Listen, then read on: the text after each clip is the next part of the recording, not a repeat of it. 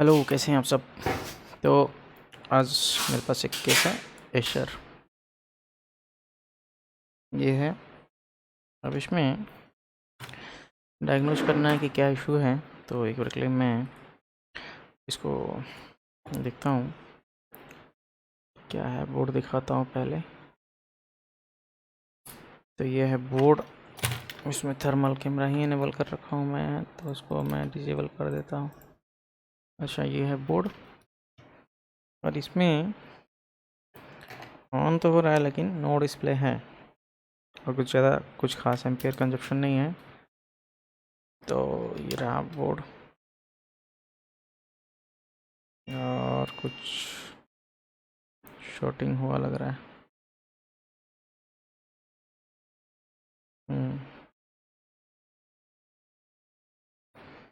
तो एक आध जगह पे थोड़ा सा टेम्पर है, बर्निंग है, तो उसको मैं एक बार के लिए हटाता हूँ। जहाँ पे बर्निंग है वो भी दिखाता हूँ मैं। तो ये रहा एक जगह पे है, तो अब इसको हटा ही लेता हूँ। अगर बर्निंग दिख रहा है तो हटा लेना ही बेहतर होगा, क्योंकि जो आगे प्रोटेक्शन नहीं होगा तो फिर प्रॉब्लम हो जाएगा। मैं उसको प्रोटेक्शन मोड में डाल रखा था OCP में, इसीलिए वो मेरा ट्रिक कर गया, वरना बर्न हो जाता और भी। तो इसको हटा लें पहले, उसके बाद काम करेंगे जो भी है।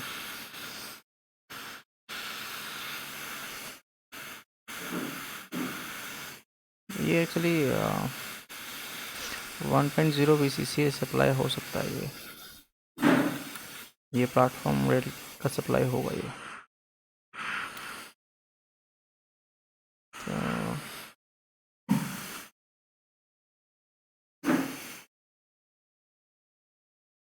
तो और रहेगा दूसरा चीज़, और कहीं पे एक बर्निंग है, तो ये है।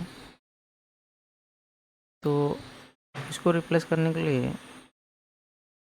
क्या चाहिए या ज़रूरी है कि नहीं रिप्लेस करना, वो भी एक बार देख लूँ। अगर तो DMM चाहिए होगा इसके लिए जानने के लिए। और ये है DMM।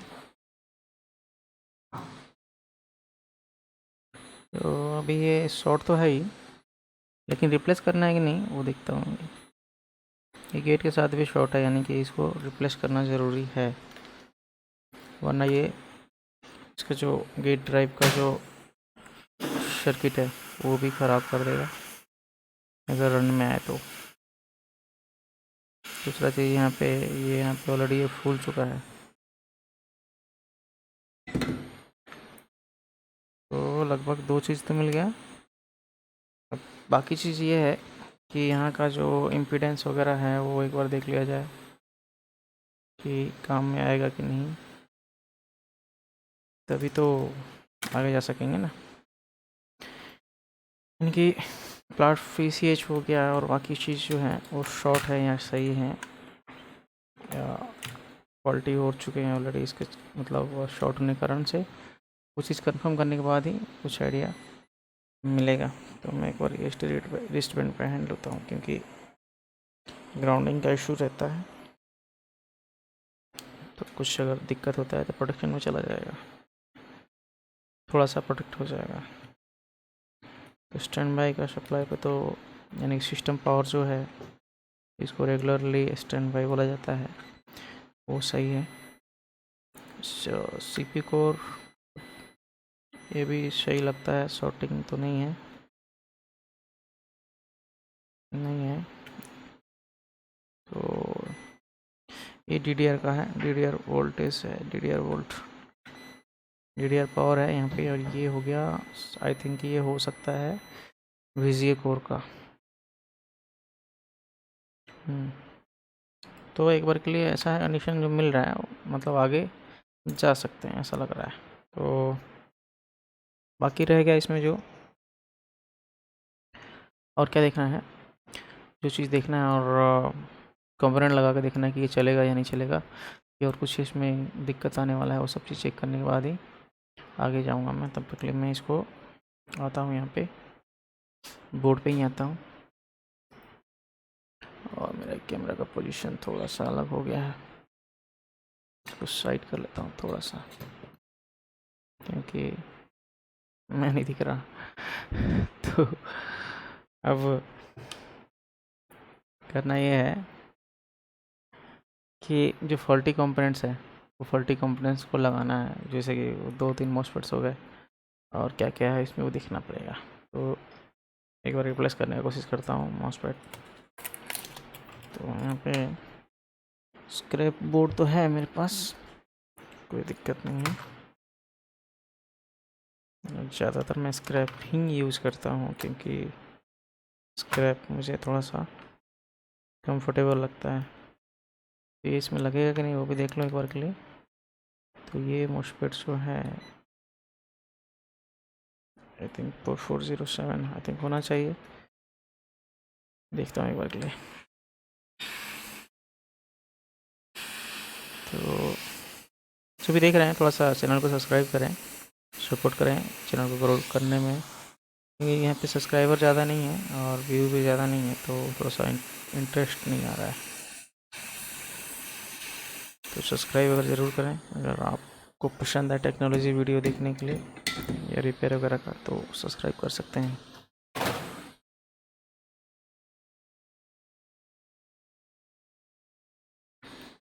इस साइड गेट ड्राइव हो गया, उसको डिस्चार्ज करना है।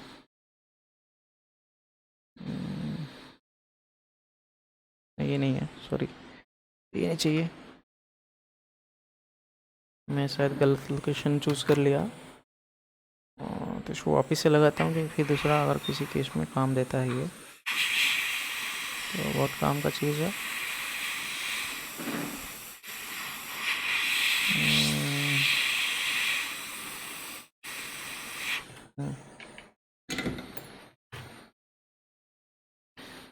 जो मॉस्फेट चाहिए मुझे वो इसमें एक तो है, लेकिन पर शॉर्ट है कि क्या है,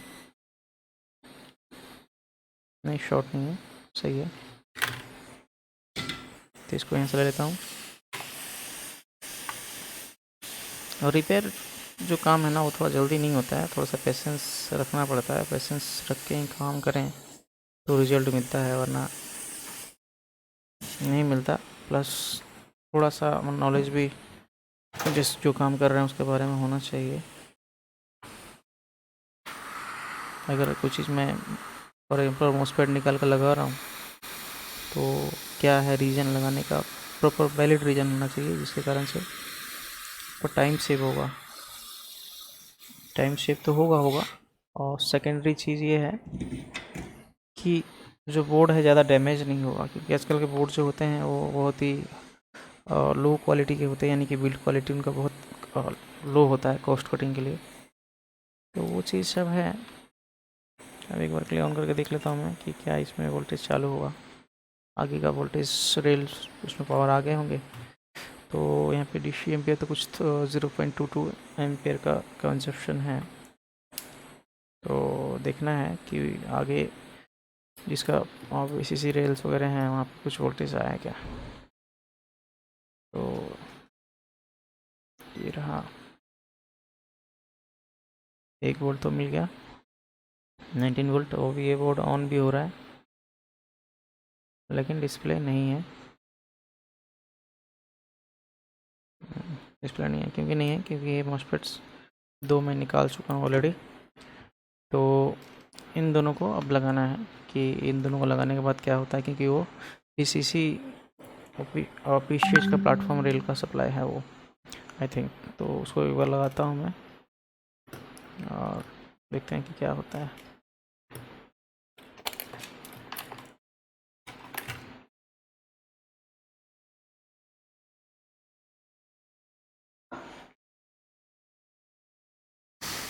मतलब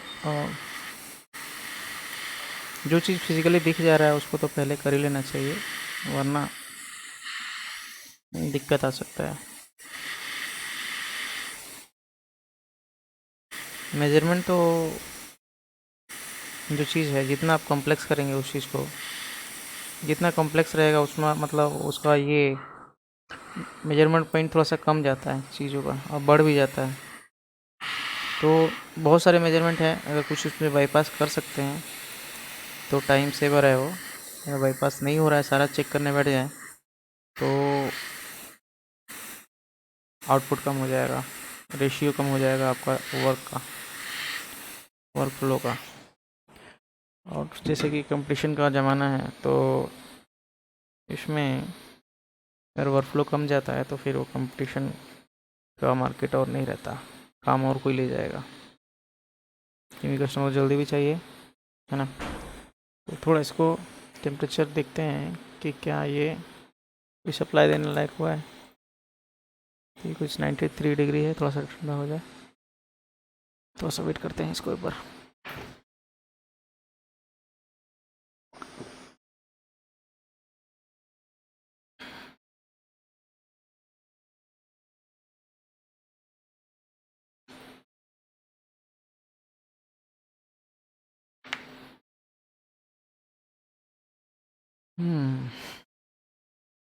अब कितना है, 74 आया है, 69 और 64। थोड़ा सा कूल हो जाए। तो जैसे कि बताया, थोड़ा सा सपोर्ट करें इस चैनल को ग्रो करने में। जितना सपोर्ट करेंगे उतना मैं कंटेंट लेके आऊँगा। कंटेंट तो मेरे पास बहुत है, लेकिन इंटरेस्ट भी तो होना चाहिए। अगर अगर वहाँ पे मैं कंटेंट डाल रहा हूँ लेकिन उसका कोई यूज़ नहीं है तो कोई मतलब नहीं है, या कोई लोग देखने वाला ही नहीं है, तो क्या मतलब है उस कंटेंट का। तो अगर इस कुछ कंटेंट में कुछ गड़बड़ है, या मतलब कुछ क्लैरिटी नहीं है, तो बता सकते हैं, सजेस्ट कर सकते हैं कमेंट करके, तो उसको चेंज और करेक्ट कर सकता हूँ मैं। तो अब मैं देखता हूँ कि टेम्परेचर क्या है। 55 हो चुका है। अब इसको एक बार के लिए मैं टेस्ट कर सकता हूँ, कोई दिक्कत नहीं है। तो ये जो हो गया, अब इसको टेस्ट करना है कि क्या ये ऑन होता है। तो एम्पियर का जो अगर कंडीशन देखा जाए तो मिली एम्पियर है 0.022, सेम टू सेम है। और बटन प्रेस करने से सेम टू सेम कंजप्शन हुआ एज अर्लियर। आई थिंक यहाँ पे सप्लाई नहीं बनता होगा, देखा जाए तो सप्लाई नहीं बन रहा है। तो सीधी सी बात है, अब इसका कंट्रोलर जो है, PWM कंट्रोलर, उस पर थोड़ा सा ध्यान देंगे कि वो क्या है। तो उसको भी देख लेते हैं, प्लस सप्लाई वगैरह देख लेते हैं। ग्लिचेस, अनवांटेड नॉइस जो है सप्लाई पे है तो नहीं, जो पावर वोल्टेज, सप्लाई वोल्टेज है उस पर नहीं होना चाहिए ग्लिचेस। तो उसके लिए थोड़ा सेटअप करना पड़ेगा मुझे। और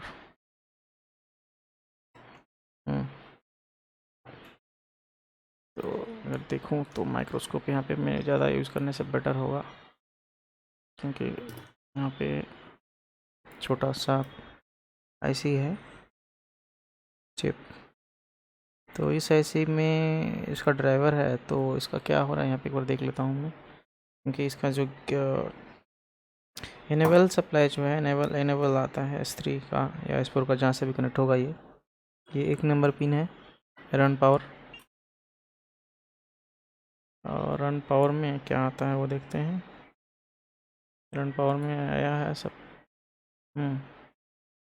1 वोल्ट अगर करूँ तो ये है 3 वोल्ट के आसपास है। लेकिन ये जो आ रहा है तो कौन सा फॉर्म में आ रहा है वो देख लेते हैं।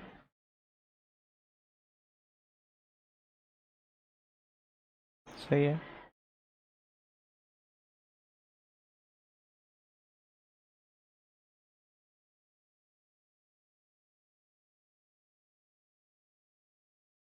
मतलब इनेबल तो आ गया। अगर इनेबल आ गया तो अगर इसका सेव भी अगर देख ले कि ऑन टाइम इनेबल हो रहा है कि नहीं, क्योंकि क्या होता है कभी कभी प्रॉपर टाइमिंग में नहीं मिलने के कारण कोई भी पल्सेस, या प्रॉपर टाइमिंग इनेबल हो गया है, कोई भी रिक्वायरमेंट कुछ है, अगर उसमें डिले हो जाए तो बड़ा दिक्कत वाला चीज़ होता है, वो काम नहीं करता।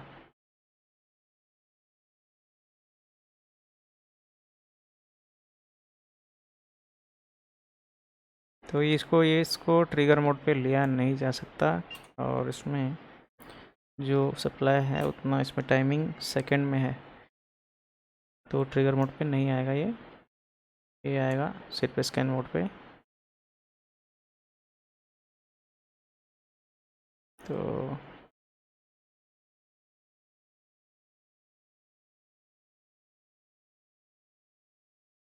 यहाँ पे है।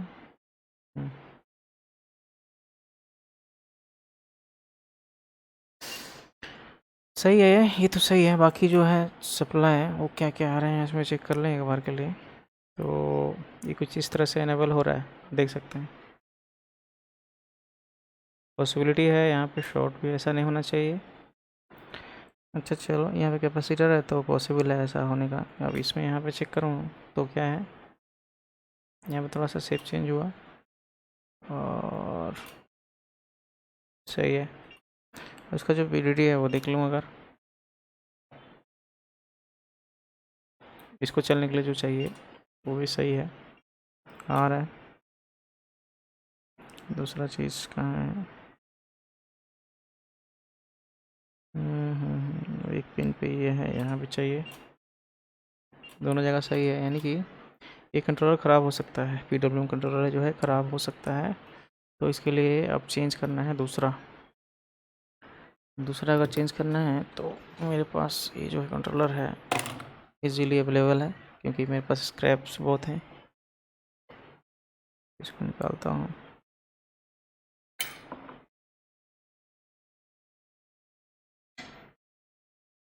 और भी रिक्वायरमेंट्स है लेकिन उसको मैं चेक नहीं कर रहा हूँ।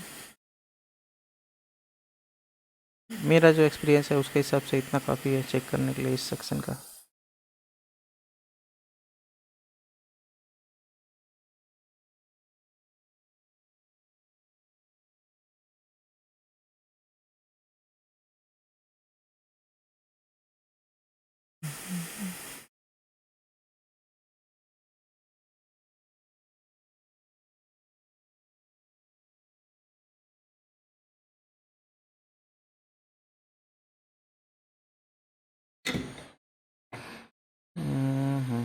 तो इसमें मिल जाएगा वो, ये है।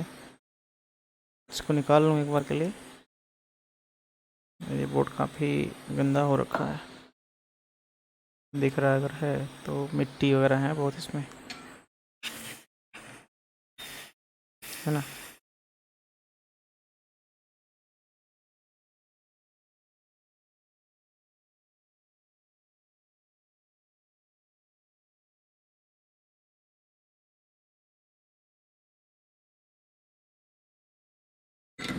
आईसी निकालते समय प्रॉपर टेम्परेचर का ध्यान रखें, क्योंकि अगर जो आईसी आप निकाल रहे हैं या चिप निकाल रहे हैं उसको अगर उसके बारे में अगर पढ़ लें अगर, तो ज़्यादा बेहतर है। क्योंकि वहाँ पे ये आईसी कितना टेम्परेचर सह सकता है और इसका ऑपरेटिंग टेम्परेचर क्या है वो सब लिखा रहता है वहाँ पे।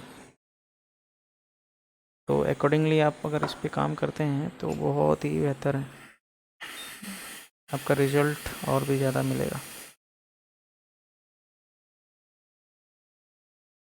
अभी जो मैं टेम्परेचर यूज़ कर रहा हूँ वो है 300। कहाँ गया यार, सॉरी, गिर गया।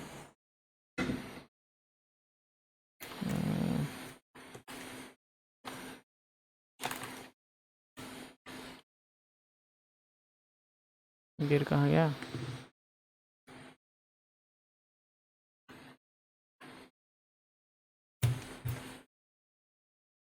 नीचे गिर गया क्या? में तो नहीं चला गया।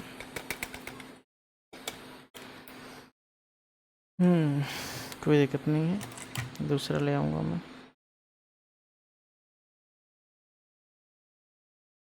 दूसरा मिल ही जाएगा। तो दूसरा के लिए इसी बोर्ड में अवेलेबल है क्या, एक बार देखता हूँ।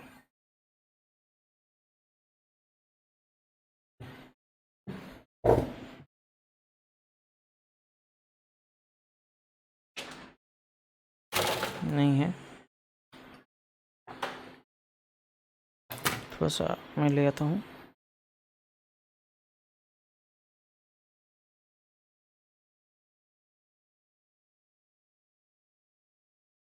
स्क्रिप्ट तो मिल ही जाएगा, बहुत सारा है मेरे पास।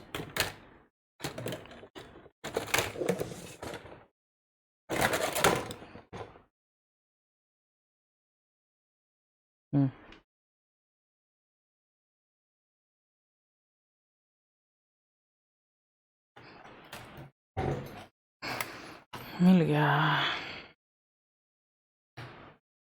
सही नहीं चाहिए।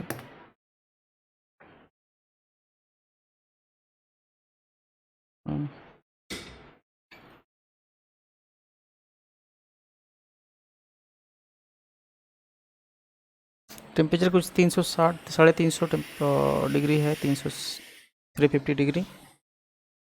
और एयर फ्लो जो है वो 100 पे रखा हूँ मैं। मेरा जो हॉट स्टेशन है उसमें 100 एयर है और 350 टेम्परेचर है। ये थोड़ा टाइम भी लग रहा है खुलने में।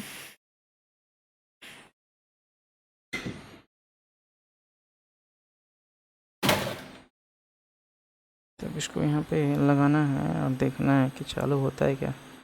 ये मैं नंबर भी थोड़ा सा अलग लगा रहा हूँ, है ना। और ये मेरा एज पर एक्सपीरियंस ये चलना चाहिए।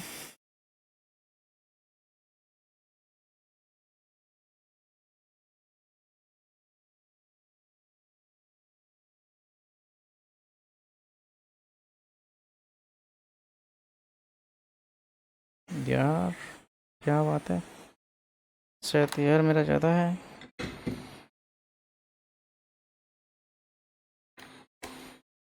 चलो ये तो सही यहीं पे ही है, कोई दिक्कत नहीं है। मैं सोचा वो लग गया था, तो फ्लक्स थोड़ा सा मैं अप्लाई कर लेता हूँ। फ्लक्स में थोड़ा सा मैं कंजूसी कर रहा हूँ इसलिए कि लॉकडाउन है, और लॉकडाउन में फ्लक्स मेरा ख़त्म हो रखा है और जस्ट थोड़ा सा बचा हुआ है, उसी में मैं काम निकाल रहा हूँ,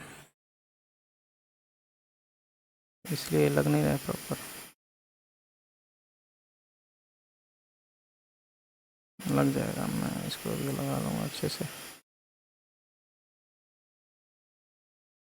इसको रिलीज इसलिए करता हूँ कि अपने आप ही शेप ले लें वहाँ का, उस जगह का, वो प्रॉपरली और अरेंज हो जाए।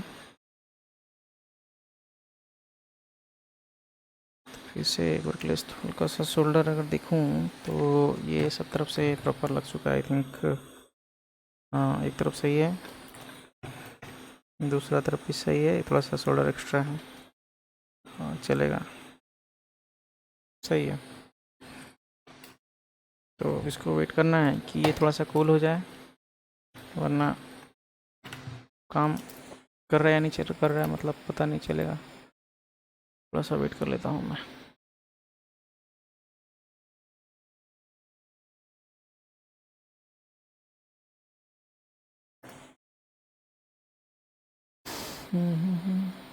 तो जैसे कि पहले ही बोला, थोड़ा सपोर्ट करें, यूट्यूब चैनल को सब्सक्राइब करें, और फेसबुक मेरा लिंक भी है डिस्क्रिप्शन में, उस पेज पे भी जा सकते हैं, वहाँ पे भी काफ़ी सारा लाइव वीडियो है मेरा जो आप देख सकते हैं।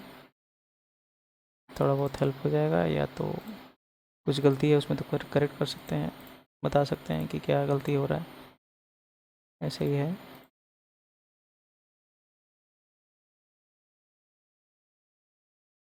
ना। तो थोड़ा सा सपोर्ट करें बस। टेम्परेचर क्या है अभी का वो देख लूँ एक बार। 54 चल जाएगा, कोई इशू नहीं है। एक बार के लिए टेस्टिंग करते हैं इसको। तो जैसे कि एम्पियर में इसको थोड़ा सा कम रखूँगा अभी फर्स्ट, क्योंकि नो आइडिया ये चलेगा या नहीं चलेगा। तो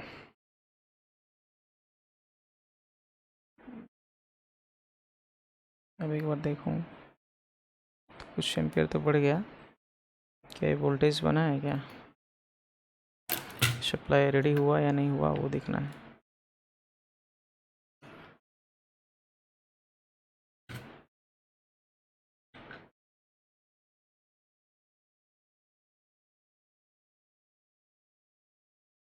सप्लाई तो 1.0 आ चुका है, लेकिन ये डिस्प्ले का कुछ खबर नहीं है। और 1.5 भी सही है। कोर सप्लाई नहीं बन रहा आई थिंक, कोर सप्लाई नहीं है। कोर सप्लाई नहीं है अगर, तो कौन हो सकता है रेस्पॉन्सिबल इसके लिए, एक बार देखना है। स्क्रू ड्राइवर दबोगे, पहले इसको मैं देखता हूँ हटा के।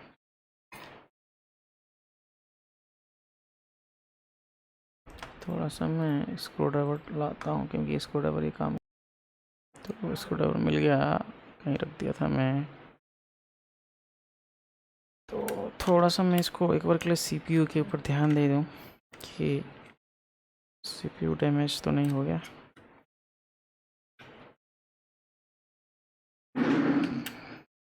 कल पहला प्रोसेसर तो नहीं होगा, ये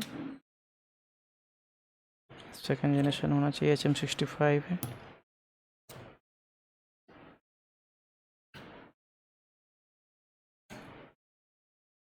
अच्छा,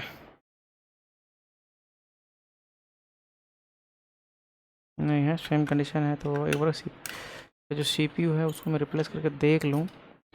अगर और आ जाता है तो सही है, नहीं तो पीसीएच डाउट कर सकता हूँ क्योंकि पीसीएच का जो सप्लाई है,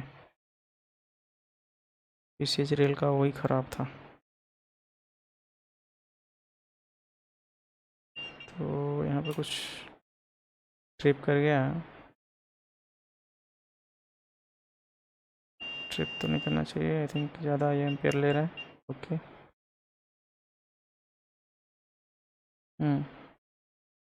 सीपीयू शॉर्ट हो रखा है इसका, ख़राब हो गया यानी कि। तो डिस्प्ले आ चुका है।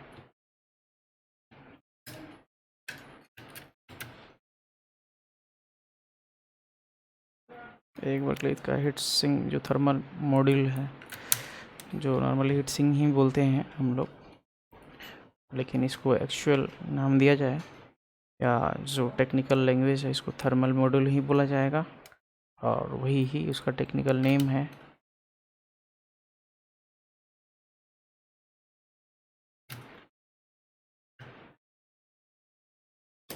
तो ये वापस से अगर देखूं ऑन करके तो ये कुछ कंडीशन वही का वहीं आ गया। अच्छा, नहीं रिस्टार्ट हुआ ये। तो डिस्प्ले भी आखिरकार चेक कर ही लेना चाहिए क्योंकि डिस्प्ले आ रहा है कि नहीं वो भी पता नहीं। तो डिस्प्ले लाता हूँ, है ना। ये रहा इसका डिस्प्ले। इसको असेंबल जरा करूँ मैं। यहाँ पे कनेक्ट करता हूँ बोर्ड को एलसीडी मॉड्यूल के साथ में, क्योंकि एलसीडी मॉड्यूल लगाने के बाद ही प्रॉपर आइडिया आता है कि इसमें डिस्प्ले आ रहा है या नहीं आ रहा है। क्योंकि काफ़ी लोग होते हैं कीबोर्ड पे वगैरह वगैरह पे डिस्प्ले चेक कर लेते हैं, मैं भी चेक कर लेता था, लेकिन कुछ ऐसा बैड एक्सपीरियंस हुआ मेरे साथ। उसके बाद से मैं बिना डिस्प्ले मॉड्यूल जो जिसका काम है उसको लगा के ही चेक करता हूँ, कि उसे मतलब एक तो कन्फर्मेशन मिल जाता है। ये शेयर आ चुका है लोगो, अब देख सकते हैं, मैं आपको दिखाता हूँ। ये डिस्प्ले आ चुका है इसमें। अब रह गया चीज़ क्या है इसमें कि अगर इसमें मैं वोल्टेज सेक्शन में अगर काम किया हूँ अडाप्टर इन के आसपास, तो जाहिर सी बात है कि मुझे एक सेकंड में थोड़ा सा चार्जिंग सेक्शन पे भी ध्यान देना चाहिए, वरना क्या होगा, मेरा बोर्ड तो रेडी हो जाएगा लेकिन अगर चार्जिंग सेक्शन में इशू रह गया और अगर मॉसफेट का जो मैं लगाया उसका इनकम्पैटिबिलिटी रह गया तो बैटरी चार्ज नहीं होगा। क्या होगा, बैटरी में डायरेक्टली 18 वोल्ट का या 19 वोल्ट का जो अडाप्टर का जो पावर है वो डिलीवर हो जाएगा, फॉरवर्ड हो जाएगा। तो उसके कारण से या तो बैटरी ख़राब होगा या फिर आपका चार्जिंग डिजेबल हो सकता है, पॉसिबिलिटी यही है। तो उस चीज़ को भी ध्यान में रख के देखना चाहिए। तो अब मैं इसको देख लेता हूँ एक बार के लिए। तो ये है बैटरी मॉड्यूल, इसको लगा चुका हूँ मैं, और अब ये इसका एम्पियर जो मेरे को दिखा रहा है लगभग एक कंसीडरेबल एम्पियर है, इसको कंसीडर कर सकते हैं ओके में। और इसका सप्लाई अगर देखूँ तो एक बार के लिए मैं DSO का इस्तेमाल करूँगा यहाँ पे। तो ये जो है यहाँ पे सप्लाई जो है, ये जिसको जो वेबफॉर्म यहाँ पे मेरे को जो दिख रहा है ये बता रहा है कि चार्जिंग हो रहा है, और दूसरा एम्पियर भी 1.5 एम्पियर कंजप्शन हो चुका है। 1.5 मतलब बैटरी चार्ज रहा है। वापिस से अगर मैं इसको चेक करूँ अगर, तो आई थिंक मेरा DSO का सेटअप थोड़ा गड़बड़ हो रखा है।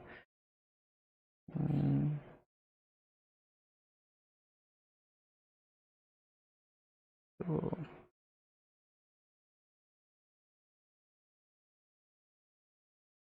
ये है,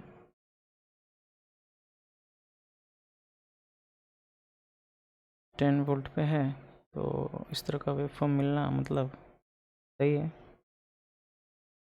चार्ज एनेबल है और एम्पियर भी कुछ 1.0 ले चुका है, यानी कि आ रहा होगा सप्लाई।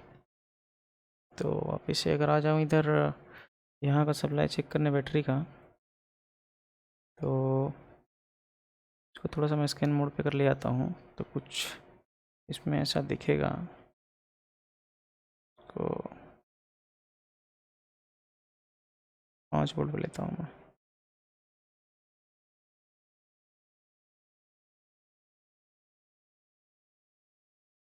तो अभी एम्पियर ज़्यादा हो चुका है, बढ़ चुका है इसका। अगर इसका ग्राफ मैं देखूँ तो धीरे धीरे इंक्रीज़ कर रहा है ये। और मल्टीप्लन पे भी, DMM पे भी आपको दिख सकता है वो चीज़। और कंफर्मेशन का, अगर इंस्टेंट कंफर्मेशन चाहिए तो DSO का इस्तेमाल करें, बहुत ही बेटर है, रिजल्ट मिलता है। देख सकते हैं DMM पे 9 वोल्ट है, 9.8 है, तो लास्ट का बढ़ रहा है, कम हो रहा है, यानी कि बैटरी में अभी कोई चार्ज नहीं हुआ। बंद करूँ अगर, तो बैटरी का वोल्टेज कुछ ऐसा होता है, ड्रॉप कर रहा है, यानी कि अभी ये बैटरी के साथ कनेक्टिविटी जो है, बोर्ड का कम्युनिकेशन प्रॉपर तरीके से नहीं है। बैटरी में उतना वोल्ट अवेलेबल नहीं है जिससे कि लैपटॉप को पावर ऑन करा सके, इसलिए वो प्रोडक्शन मोड में जा रहा है। तो ये था एक तो बहुत ही छोटा सा केस स्टडी, ये भी आपको पसंद आएगा और आपने हज़ारों ऐसे केसेस बनाए होंगे, और इसको इससे भी अच्छा बेहतर तरीका आपके पास हो सकता है जो मैं आपको दिखाया। तो ये एक छोटा सा केस स्टडी है, और आपको उम्मीद है अच्छा लगा होगा। अच्छा लगा है तो सब्सक्राइब कर लीजिए चैनल को, क्योंकि और भी काफ़ी सारे जो कंटेंट है मैं लेके आऊँगा, और ज़रूर कुछ नया नया करने का कोशिश करूँगा। तो मिलते हैं नेक्स्ट वीडियो में, तब तक के लिए सभी को बाय बाय। मिलेंगे बहुत जल्दी दूसरे के स्टडी में।